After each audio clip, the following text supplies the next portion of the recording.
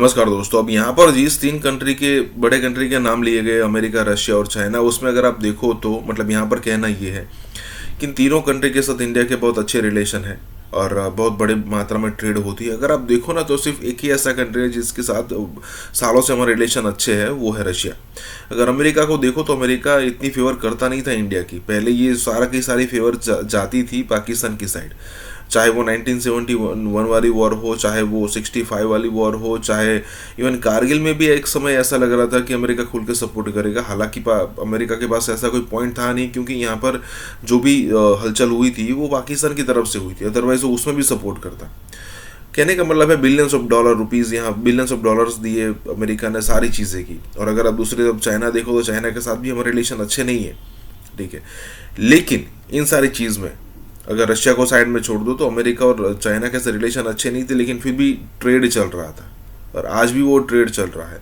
और आज ये सारे कंट्री मजबूर हो गए हैं कि इंडिया के साथ रिलेशन हम खराब नहीं कर सकते, क्योंकि एक तो इंडिया उभरती ताकत है, दूसरा इंडिया के साथ बहुत बड़ी मात्रा में ट्रेड हो रहा है जो वहाँ की कंट्री के लोगों के कई सारे मतलब हज़ारों लाखों लोगों को रोजगार देता होगा। इसी के साथ ही वीडियो शुरू करते हैं। अच्छा, एस जयशंकर साहब, मतलब जिस तरीके से भी 2+2 में उन्होंने अमेरिका में बात की, रशिया से वो ऑयल लेते हैं, अमेरिका के साथ उनका एक स्ट्रेटेजिक पार्टनर है, चीन के साथ उनकी 120 अरब डॉलर की तिजारत हो रही है। सर, तीनों डिफरेंट ममालिक के साथ वो इतना अच्छे से मैनेज करते हैं और हमसे एक ईरान और सऊदी अरेबिया मैनेज नहीं होता। बाकी मैं अमेरिका और चीन और रशिया की तो बात ही नहीं कर रहा।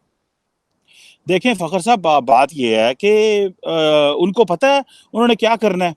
जो क्या नाम है उनका, वो रशिया से तेल लेते हैं और वो अमेरिका को भी स्नब करते हैं। उसकी वजह यह है कि उनकी चाइना से भी 125 अरब डॉलर की ट्रेड है, वो अमेरिका के साथ भी अरबों डॉलर की ट्रेड कर रहे हैं। वो चाइना इंग्लैंड के साथ भी कोई 50 बिलियन 40 बिलियन यूरो पे पहुंच रहे हैं बायलैटरल ट्रेड के ऊपर। सो क्वेश्चन ये है कि वो जिधर जाते हैं वो टोटल देखें $1 ट्रिलियन की एक्सपोर्ट की बात कर रहे हैं कि हमने इतना करना है, मार्केट बनाना चाहते हैं ये एंड वो। सो क्वेश्चन ये है कि पाकिस्तान की टोटल देखें ना एक्सपोर्ट यहाँ पे कितनी है। हम नेट इंपोर्टर हैं हर चीज में, 40-50 अरब डॉलर। अगर आप कहीं से हमें अगर वो फॉरेन एक्सचेंज रिजर्व ना मिलता, कल वो मैं किसी को देख रहा था कि मुल्क जो है फॉरेन एक्सचेंज रिजर्व से नहीं चलते, जो इमरान खान साहब से बड़ी बात कर रहे थे।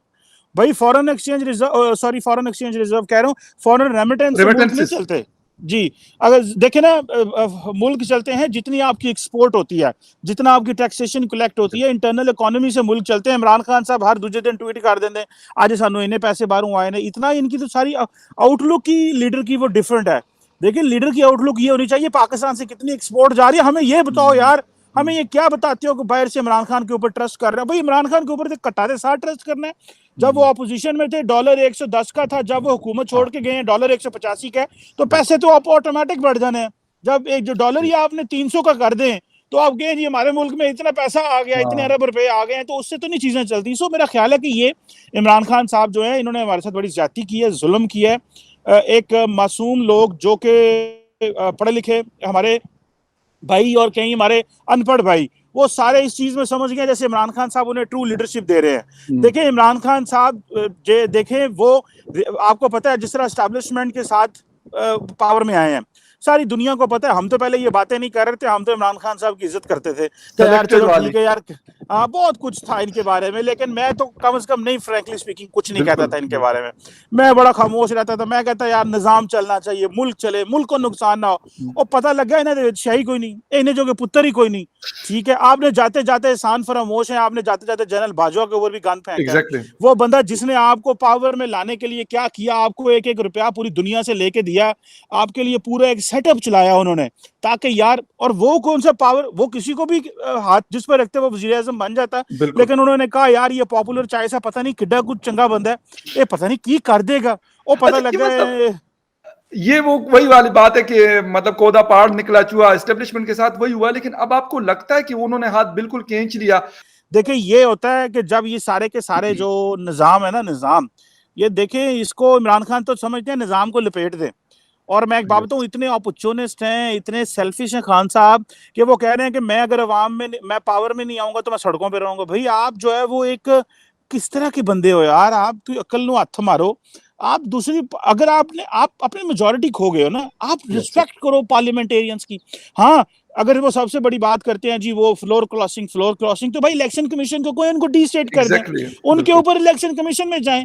ये कौन सी बात है कि जी वो देखे ना जी, वो इलेक्शन कमीशन नहीं कर रहा। वो इलेक्शन कमीशन ने नोटिस भेजे हैं, हम कहते हैं उनको, अगर उन्होंने कानून तोड़ा है तो उनको करो, लेकिन नेशनल असेंबली में जो गवर्नमेंट बनी है उसमें तो कोई फ्लोर क्रॉसिंग नहीं हुई, राइट। उसमें तो कोई नहीं, वो तो सारे कोलिशन पार्टनर थे जी। मैंने कहा इल्हान उमर अभी आई हुई थी, इल्हान उमर, हाँ, इल्हान उमर, हुई। फखर साहब देखिए, पहली बात तो यह, इल्हान उमर को इतना प्रोटोकॉल देने की क्या जरूरत है?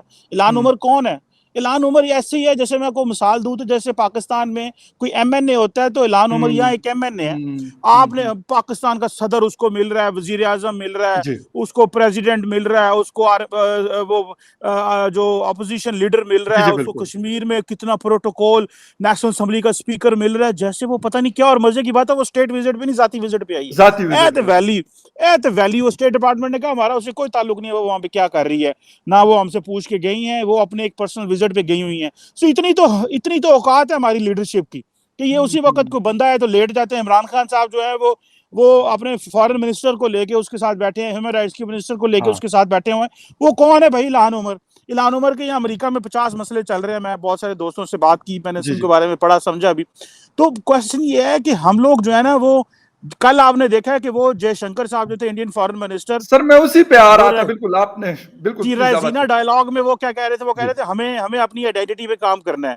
सो क्वेश्चन ये है कि वो देखिए इंडिया आज कहाँ पहुंच रहा है, वो 75 साल में कहाँ पे हैं, और हमारी वैल्यू ये है कि एक कांग्रेस वुमेन अमेरिका से आ जाए तो सारी हुकूमत लेट जाती है उसके आगे। सो ये जी बिल्कुल सर। चीमा साहब एक लास्ट क्वेश्चन, एस्टेब्लिशमेंट के ऊपर इस वक्त दो फ्रंट से जो है वो बड़ा सख्त प्रेशर आ रहा है। एक तो जिस तरीके से पॉलिटिकल साइड से इमरान खान साहब कोशिश कर रहे हैं, दूसरा है सर बलूचिस्तान के हालात, और इसके साथ साथ सर हमारा अफगानिस्तान का बॉर्डर। क्या नजर आ रहा है आपको? क्योंकि प्रेशर बहाल है, जो हमले हम देख रहे हैं अभी कराची का जो हुआ, बीएलए जो कर रही है इस नए साल में, तो क्या नजर आ रहा है कि अभी मतलब दोनों प्रेशर की वजह से ज्यादा मसाइल पैदा हो रहे हैं, या संभाल लेंगी हमारी फोर्सेस जो है, बलूचिस्तान को भी संभाल लेगी और अफगान बॉर्डर को भी संभाल लेगी? सर संभालने को वी 100% नो कि उनके पास कैपेबिलिटी है।